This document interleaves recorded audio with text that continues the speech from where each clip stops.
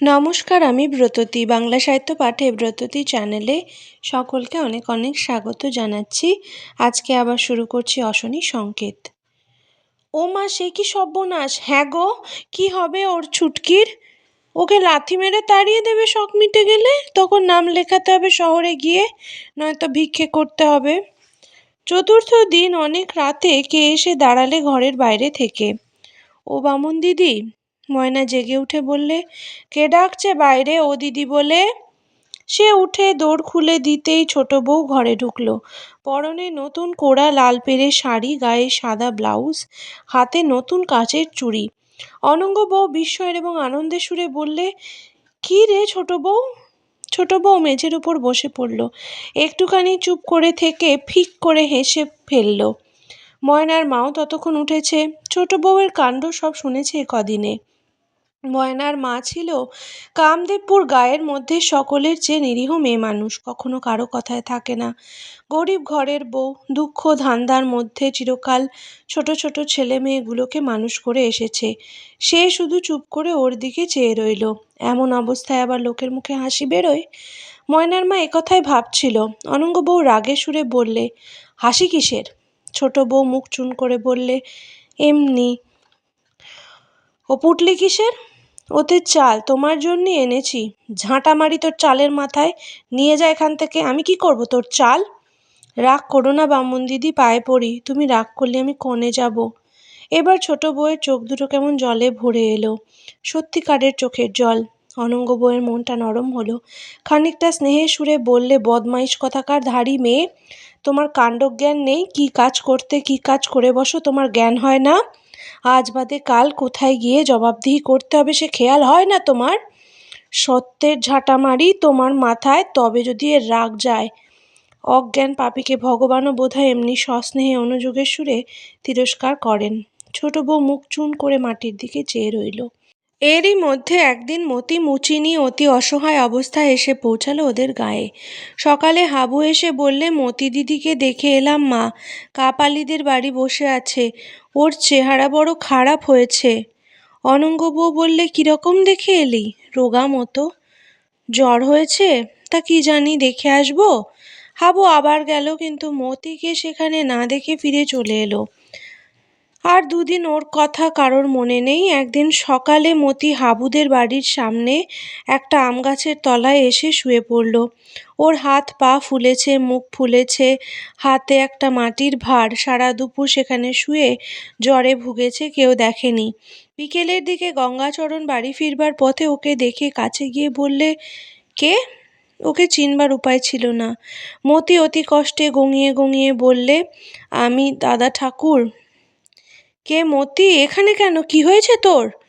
বড্ড জ্বর দাদা ঠাকুর, 3 দিন খাইনি, দুটো ভাত খাবো। তা হয়েছে ভালো, তুই উঠে আয় দেখি, পারবি? উঠবার সামর্থ্য মতির নেই, গঙ্গাচরণ ওকে ছোবে না, সুতরাং মতি সেখানেই শুয়ে রইল। অনঙ্গ বউ শুনতে পেয়ে ব্যস্ত হয়ে উঠল, কিন্তু সে অত্যন্ত দুর্বল। উঠে মতির কাছে যাওয়ার শক্তি তার নেই। বললে, ও গো, মতিকে কিছু খেতে দিয়ে এসো। কি দেবো? দুটো কলাইয়ের ডাল আছে ভিজানো, 1 মুঠো দিয়ে এসো। ও খেয়ে কি মরবে? তার জ্বর আজ কদিন তা কে জানে। হাত মুখ ফুলে ঢোল রয়েছে। কেন ও খাইয়ে নিমিত্তের ভাগী হব? তবে কি দেবো খেতে? কি আছে বাড়িতে? খুব ব্যস্ত হয়ে পড়ল অনঙ্গ। অন্য কিছুই নেই ঘরে। কি খেতে দেওয়া যায়? 1 টুকরো কচু আছে বটে, কিন্তু তার রোগীর খাদ্য নয়। হাবু পুবপাড়ার জঙ্গলের মধ্যে থেকে ওই কচুটুকু আজ 2 দিন আগে তুলে এনেছিল। 2 দিন ধরে এক এক টুকরো সিদ্ধ খেতে খেতে ওই 1 ফালি অবশিষ্ট আছে। ভেবে চিনতে অনঙ্গ বউ বলে, হ্যাঁ গো, কচু বেটে জল দিয়ে সেদ্ধ করে দিলে রুগী খেতে পারে না? তা বোধহয় পারে। মানকচু? জঙ্গুলে মানকচু। তা দাও। সেই অতি তুচ্ছ খাদ্য এবং পথ্য একটা কলার পাতায় মুড়ে হাবু মতির সামনে নিয়ে গেল। অনঙ্গ বউ অতি যত্ন নিয়ে জিনিসটা তৈরি করে দিয়েছে। হাবুকে বলে দিয়েছে, ওকে এখানে নিয়ে আসবি, বাইরের পৈঠেতে বিচুলি পেতে পুরু করে বিছানা করে দিলেই হবে। আমতলায় শুয়ে থাকলে কি বাঁচে? হাবু গিয়ে ডাকলে, ও মতি দিদি, এটুকু নাও। মতি ক্ষীণ সুরে বললে, কি? মা খাবার পাঠিয়েছে। কে? আমার মা। আমার নাম হাবু, চিনতে পারছো না? মতি কথা বলে না, খানিকক্ষণ কেটে গেল। হাবু আবার বললে, ও মতি দিদি। কি? খাবার নাও, মা দিয়েছে পাঠিয়ে। শালিক পাখি শালিক পাখি, ধানের জাওলায় বাস। ও মতি দিদি, ওসব কি বলছো? কে তুমি? আমি হাবু, ভাতছাল আমাদের বাড়ি ছিল, মনে পড়ে? বিলির ধারের পদ্ম ফুল, নাকের আগায় মতির দুল। ওরকম বলো না, খেয়ে নাও, গায়ে বল পাবে। কি? এই খাবার খেয়ে নাও। কে তুমি?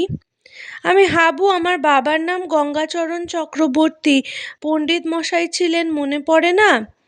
হুম। তবে এই নাও খাবার, মা পাঠিয়েছে, ওখানে রেখে যাও। কুকুরে খেয়ে ফেলবে, তুমি খেয়ে নাও, নিয়ে আমাদের বাড়ি চলো, মা যেতে বলেছে। কে তুমি? আমি হাবু, আমার বাবার নাম। মতি আর কোনো কথা বললে না, যেন ঘুমিয়ে পড়ল।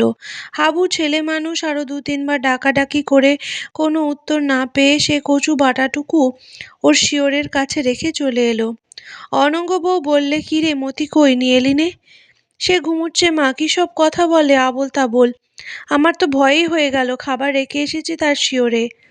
আর একবার গিয়ে দেখে আসবি একটু পরে, বাবাকে একটু যেতে বলো, বাবা ফিরলে। তুই আর একটু পরে গিয়ে খাবারটুকু খাইয়ে আসবি। আরো কিছুক্ষণ পরে হাবু গিয়ে দেখে এলো মতি সেইভাবে মুখ গুজে পড়ে আছে, উঠলও না, ওর সঙ্গে কোনো কথাও বললে না। কচু বাটাও সেইভাবে ওর শিয়রের কাছেই পড়ে। হাবু অনেক ডাকাডাকি করলে, ও মতি দিদি, ও মতি দিদি। সন্ধ্যা হয়ে এলো, অন্ধকার ঘনিয়ে আসবার সঙ্গে সঙ্গে আকাশে মেঘ দেখা দিলে বোধহয় জল হবে। হাবু খুব ব্যস্ত হয়ে পড়ল। বৃষ্টিতে ভিজবে এখানে বসে থাকলে, মতি দিদিও এখানে শুয়ে থাকলে ভিজে মরবে। এখন কি করা যায়? মাকে এসে ও সব কথা বললে। অনঙ্গ বউ বললে, ময়নাকে নিয়ে যা, দুজনে ধরাধরি করে নিয়ে এসে বাইরের বৈঠেতে শুইয়ে রেখে দে।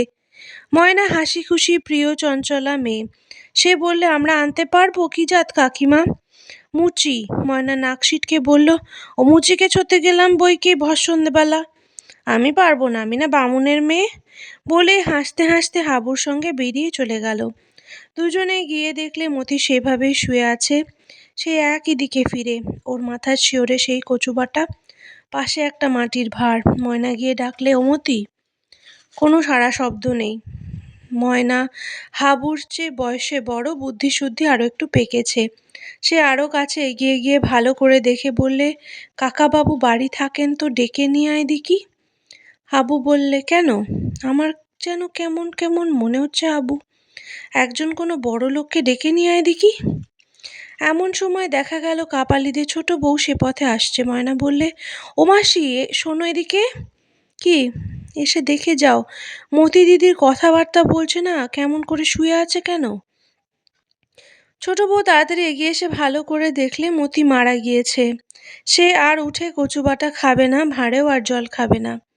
তার জীবনের যা কিছু সঞ্চয় তা পথের ধারেই ফেলে রেখে সে পরপারে চলে গিয়েছে। ছোট বউ আর ময়নার মুখে সব কথা শুনে অনঙ্গ বউ হাউ হাউ করে কাঁদতে লাগলো। গ্রামে থাকা খুব মুশকিল হয়ে পড়ল মতি মুচিনির মৃত্যু হওয়ার পরে। অনাহারে মৃত্যু এই প্রথম। এর আগে কেউ জানতো না, বিশ্বাসও করেনি যে অনাহারে আবার মানুষ মরতে পারে। এত ফল থাকতে গাছে গাছে, নদীর জলে এত মাছ থাকতে, বিশেষ করে এত লোক যেখানে বাস করে গ্রামে ও পাশের গ্রামে, তখন মানুষ কখনো না খেয়ে মরে? কেউ না কেউ খেতে দেবেই, না খেয়ে সত্যি কেউ মরবে না। কিন্তু মতি মুচিনির ব্যাপার সকলেই বুঝলে, না খেয়ে মানুষ তাহলে তো মরতে পারে। এতদিন যা গল্প কাহিনীতে শোনা যেত, আজ তা সম্ভবের গণ্ডির মধ্যে এসে পৌঁছে গেল। কই, এই যে একটা লোক মারা গেল না খেয়ে, কেউ তো তাকে খেতে দিলে না, কেউ তো তার মৃত্যু হাত থেকে বাঁচাতে পারলে না। সকলের মনে বিষম একটা আশঙ্কার সৃষ্টি হলো, সবাই তো তাহলে না খেয়ে মরতে পারে।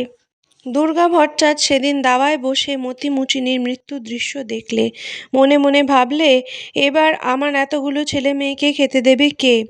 এদের ঘরে তো খাবার নেই, কোনোদিন এক কুচি কলাইয়ের ডাল, কোনোদিন বা একটা কুমড়ো, তাই সবাই মিলে ভাগ করে খাওয়া। দুর্গা ভট্টাচার্য বুড়ো মানুষ, ওর তাতে পেট ভরে না, পেটে খিদে লেগেই আছে, খিদে কোনোদিন ভাঙে না। দিন দিন দুর্বল হয়ে পড়ছে, এমনভাবে আর কদিন এখানে চলবে? মতির মৃতদেহ আমতলাতেই পড়ে আছে। কত লোক দেখতে আসছে দূর থেকে, দেখে ভয়ে ভয়ে চলে যাচ্ছে। আজ যা ওর হয়েছে তা তো সকলেরই হতে পারে। ও যেন গ্রামের মধ্যে লোকের চোখ ফুটিয়ে দিয়ে গেল।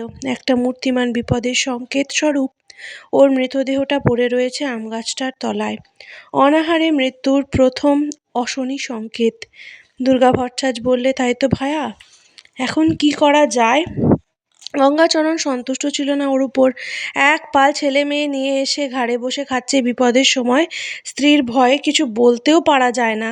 বিরক্ত সুরে বললে, কি আর করা যাবে, সকলের যা দশা আমাদেরও তাই হবে।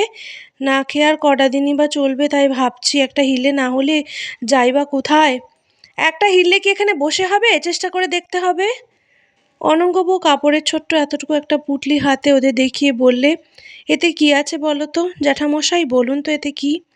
কি জানি কি, এতে আছে শশার বীজ, নাউয়ের বীজ, শাকালুর বীজ। কাপালিতে ছোট বউ দিয়ে গিয়েছে, পুঁতে দেবো আমাদের উঠোনে।